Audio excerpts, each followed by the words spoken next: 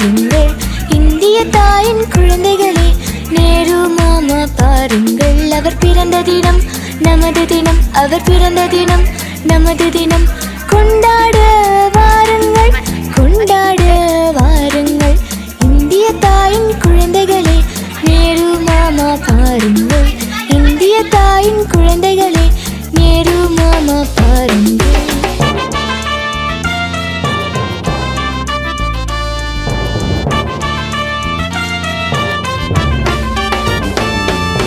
சிறை சென்றார், பதை கண்டார், காந்திஜியின் துணை நின்றார். சிறை சென்றார், பதை கண்டார், காந்திஜியின் துணை நின்றார். சுதந்திர இந்திய பிரதமராய் வளமிகு திட்டங்கள் வகுத்திட்டார். சுதந்திர இந்திய பிரதமராய் வளமிகு திட்டங்கள் வகுத்திட்டார். தனக்காக வாழாமல் நமக்காக வாழ்ந்திட்டார். தனக்காக வாழாமல் நமக்காக வாழ்ந்திட்டார். இந்திய தாயின் குழந்தைகளே, நேரு மாமா பாருங்கள், இந்திய தாயின் குழந்தைகளே. நேரு மாமா பாருங்கள்.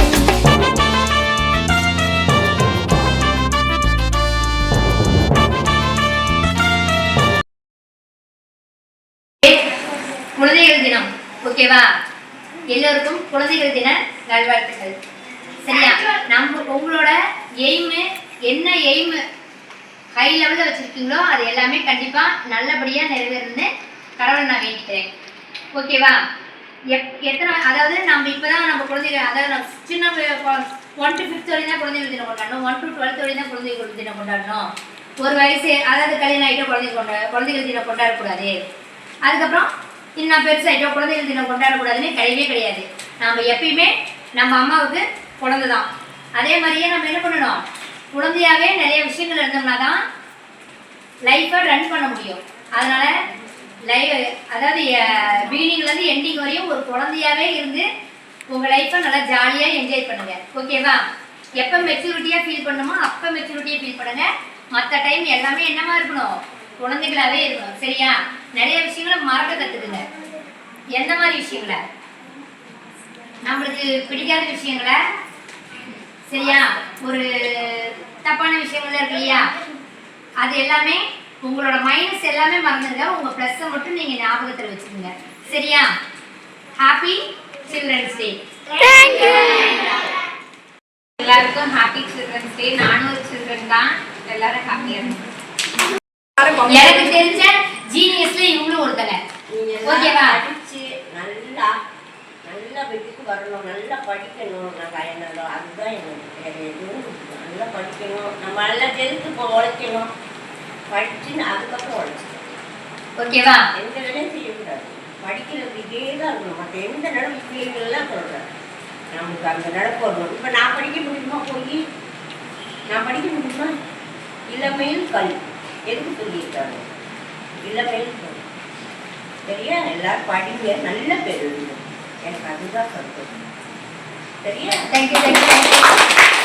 Happy children's day. உங்கள் எல்லாத்துக்கும் நல்ல வாழ்த்துக்கள்.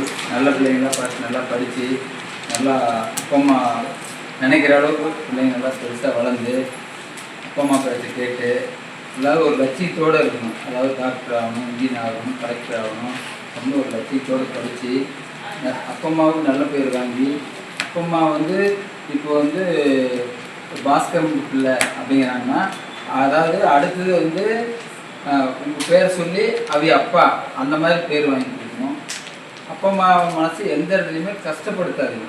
கஷ்டப்படுத்தினா நமக்கு தான் லைஃப்பில் அப்பா அம்மாங்கிறது நமக்கு இப்போ ஒரு மாதா குரு தெய்வம் இந்த மாதிரி இருக்காங்களா, அந்த மாதிரி அப்பா அம்மாவும் ரொம்ப கஷ்டம், உங்களுக்கு தானே கஷ்டப்படுறாங்க, கஷ்டப்பட்டு உங்களுக்கு தானே படிக்க வைக்கிறாங்க. அதனால் நல்ல பிள்ளைங்களாம் பார்த்து படித்து நம்ம ஒரு குதிரைக்கு பார்த்தீங்கன்னா இப்போ ஒரு லாடமாக இருக்கும். அப்படியே நம்ம எங்கே போகணும், இப்போ கலெக்டர் ஆகணும், டாக்டர் ஆகணும், இன்ஜினியர் ஆகணும், ஒரு பெரிய அதிபதி ஆகணும், அந்த மாதிரி ஒரு இதில் இப்படியே போகணும். சைடில் எதையுமே பார்க்கக்கூடாது. நம்ம பார்த்தோம்னா நம்ம மைண்டை இது பண்ணிடுவோம். அப்புறம் சப்போஸ் நம்ம ஏதாவது போகிற வழியில் ஏதாவது ஒரு தவறுகள் நடக்குதுன்னா அதையே மைண்டில் வச்சுக்கிட்டு என்ன பண்ணுறது ஏது பண்ணுறது அப்படின்னு நினைக்கூடாது. உடனே அப்பா அம்மாவோட போய் சொல்லணும். அது அப்பா அம்மா உடனே நம்மகிட்ட அதை பற்றி பேசுவாங்க. பேசினா நம்ம மைண்டு சரியாயிடும். அதனால் நல்ல பிள்ளைங்கள படித்து அப்பா அம்மா சொல்கிற பேச்சு கேட்டு நல்லா படித்து நமக்கு சொல்லிக் கொடுக்குறீங்க, வளர்த்துறீங்க. தாத்தா பாட்டி எல்லாத்துக்கும் நல்ல பேராக வாங்கி கொடுக்குறீங்க. ஓகே, வணக்கம். நான் தான் நேருஜி. எனக்கு குழந்தைகளை மிகவும் பிடிக்கும். எனக்கு புத்தகம் படிக்க மிகவும் பிடிக்கும். என்னுடைய நாள் தான் குழந்தைகள் தினமாக கொண்டாடப்படுகிறது. நன்றி, வணக்கம். நேதாஜி சுபாஷ் சந்திர போஸ். எல்லாருக்கும் சாபான முருகன். நான் 5ஆம் வகுப்பு படிக்கிறேன். நான் எடுத்துக்கொண்ட தலைப்பு குழந்தைகள் தின பேச்சு போட்டி. இன்று நாம் எல்லோரும் ஒன்று கூடியிருப்பதற்கு காரணம் நவம்பர் 14 எங்கள் அன்பு தலைவர் பண்டிட் ஜவஹர்லால் நேரு அவர்களின் பிறந்தநாள் என்பதுதான். அவரை குழந்தைகள் மிகவும் நேசித்தார்கள். அவர் குழந்தைகளையும் அதே அளவில் நேசித்தார். அதனால்தான் அவரது பிறந்த நாளை குழந்தைகள் தினமாக கொண்டாடப்படுகிறது. இன்றைய குழந்தைகள் நாளைய நாட்டின் குடிமக்கள். அவர்களை நன்றாக வளர்ப்பதே நம் கடமை என்று நேரு அவர்கள் கூறியுள்ளனர்.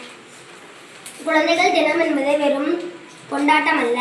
குழந்தைகளின் உரிமைகள், கல்வி, நலம், கனவுகள் பற்றி நினைவூட்டும் நாள். நம் எல்லோரும் நல்ல மனிதனாக வளர்ந்து சமுதாயத்திற்கும் நாட்டிற்கும் பயன்பட வேண்டும் என்பதே இந்த நாளின் உண்மை பொருள். அன்பான நண்பர்களே, விளையாடவும் கற்கவும் கனவுகள் காணவும் மறந்துடாதீர்கள். ஒவ்வொரு குழந்தையும் ஒரு பூ. நம் உலகை அழகாக்கும் மனம் நீங்கள். இப்படிக்கு விடைபெறுகிறேன். நன்றி, வணக்கம். வணக்கம். என் பெயர் சாதித். நான் 1ஆம் வகுப்பு படிக்கிறேன். Happy children's day too. வணக்கம். என் பெயர் சோமேஸ்வரி. நான் 4ஆம் வகுப்பில் ஆப்டரில் படிக்கின்றேன். நான் நேருவை பற்றி பாடுறேன். அதோ பார் ரோடு மேலே காருக்குள்ள யாரு? நம்ம மாமா நேரு. நேரு என்ன சொன்னாங்க? நல்லா படிக்க சொன்னாங்க. நான் நல்லா படித்தேன். நாட்டுக்காக உழைத்தேன். நாம் நேரு பிறந்த நாளை குழந்தைகள் தினமாக கொண்டாடுகிறோம். அவரை பற்றிய கவிதை. வெள்ளை நிறத்தில் உடை அணிந்தவராம், உடையை போன்ற உள்ளம் கொண்டவராம், ரோஜா மலரை மார்பில் கொண்டவராம், மலரை போன்ற மனதும் கொண்டவராம், பஞ்சசீல கொள்கையை தந்தவராம், பிஞ்சுகள் நெஞ்சை கொள்ளை கொண்டவராம், பிறந்த நாளை பிள்ளைகளுக்காக தந்தவராம், இறந்த போதும் இன்னும் எல்லோர் இல்லத்திலும் வாழ்பவராம். நன்றி.